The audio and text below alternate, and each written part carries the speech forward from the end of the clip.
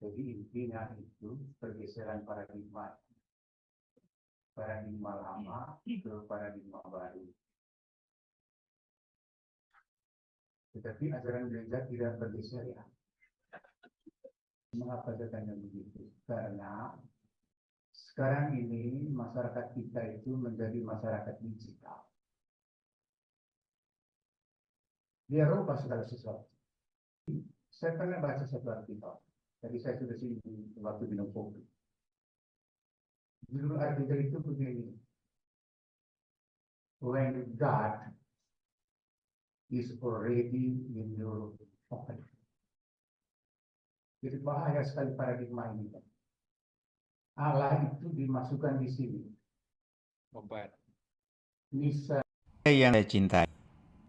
Kalau Anda menyimak dengan baik penilaian sang profesor terhadap presentasi saya, maka Anda akan menemukan 4 poin kebodohan beliau.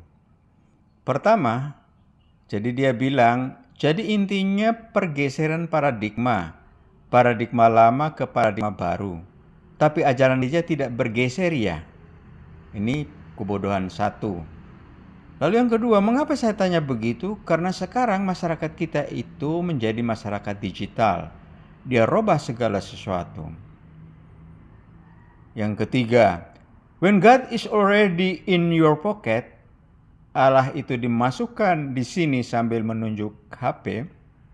Kemudian beliau bilang, bahaya sekali paradigma kita. Allah itu dimasukkan di sini.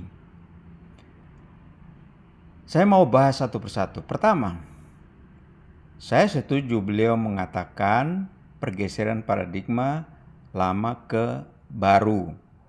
Itu memang judul tulisan saya yang merupakan apa yang selama ini saya buat, yaitu paradigma baru peran penyuluh agama. Tapi sedikit pun, tak satu kata pun, tak satu alinea pun, apalagi seluruh tulisan itu saya bicara tentang magisterium gereja atau ajaran gereja. Jadi saya sangat tidak bermaksud untuk menggeser magisterium gereja. Apa memang hak saya? Saya tidak punya kewenangan apa-apa. Anda sebagai profesor pun tidak mempunyai kewenangan untuk mengubah paradigma magisterium gereja. Hanya para magister gereja saja yang memiliki kewenangan itu. Camkan itu. Yang kedua, mengapa saya tanya begitu? Karena sekarang masyarakat kita itu menjadi masyarakat digital. Dia robah segala sesuatu. Ini kebodohan yang kedua. Pertanyaan saya, emang nggak boleh masyarakat itu menjadi masyarakat digital? Tugas kita itu adalah mendidik masyarakat agar mereka menggunakan media digital itu dengan bijak. Tapi tidak bisa lagi dihindari, dilarang masyarakat menjadi masyarakat digital. Itu adalah tren masyarakat sekarang. Kalau Anda tidak masuk dalam tren itu, Anda adalah orang yang ketinggalan, bodoh. Terus Anda bilang, dia maksudnya masyarakat, robah segala sesuatu. Apa memangnya yang mereka robah? Coba Anda buktikan.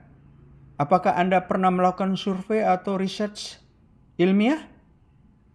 Jangan-jangan itu hanya opini Anda pribadi. Yang ketiga, when God is already in your pocket, Allah dimasukkan di sini. Emang siapa yang memasukkan Allah di HP? Jangan-jangan Anda sendiri yang dalam kepicikan Anda memasukkan dia di dalam HP. Sementara Allah tidak mungkin Anda setir untuk masuk dalam HP. Allah itu berkuasa segala-galanya.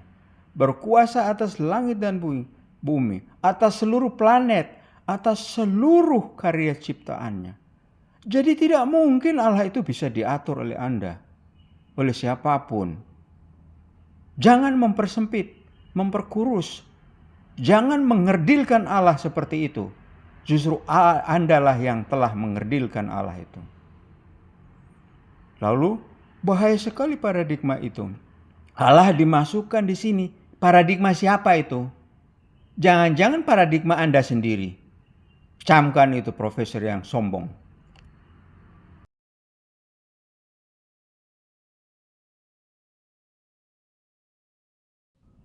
Profesor yang pintar, sombong, tapi bodoh. Ini akibatnya Anda tidak menghargai hak saya untuk menjawab, untuk mempertanggungjawabkan karya-karya saya yang saya elaborasi di dalam tulisan saya. Anda menganulir 30 tahun pengorbanan pelayanan saya, pengabdian saya, dedikasi saya terhadap negara melalui Bimas Katolik. Sayangnya panitia juga tidak bijak untuk mengatur sehingga hak-hak saya tidak terakomodir. Saya bagaikan seorang terdakwa yang Anda dakwa. Saya bagaikan seorang yang ikut bertinju, tetapi Anda meninju saya dalam keadaan terikat. Ini kesalahan fatal Anda semuanya. Ini saya lakukan supaya Anda dan semua orang yang menonton video saya sadar bahwa semua orang di dunia ini memiliki hak asasi, termasuk hak untuk berbicara, mengeluarkan pendapat. Anda memojokkan saya tanpa saya bisa mempertanggungjawabkan atau menanggapi, mengcounter Anda. Itu kesalahan dan itu merupakan pelanggaran terhadap Undang-Undang Dasar Negara Republik Indonesia. Saya berharap semua orang sadar bahwa kita semua tidak boleh memperlakukan orang-orang kecil, orang-orang yang tak berdaya, orang-orang yang takut bicara karena berbagai macam ketakutan, tekanan. Tapi untuk saya, Anda tidak bisa melakukan itu. Karena saya adalah orang yang tidak akan membiarkan orang memperlakukan orang lain secara tidak adil. Camkan itu sang profesor dan semua orang.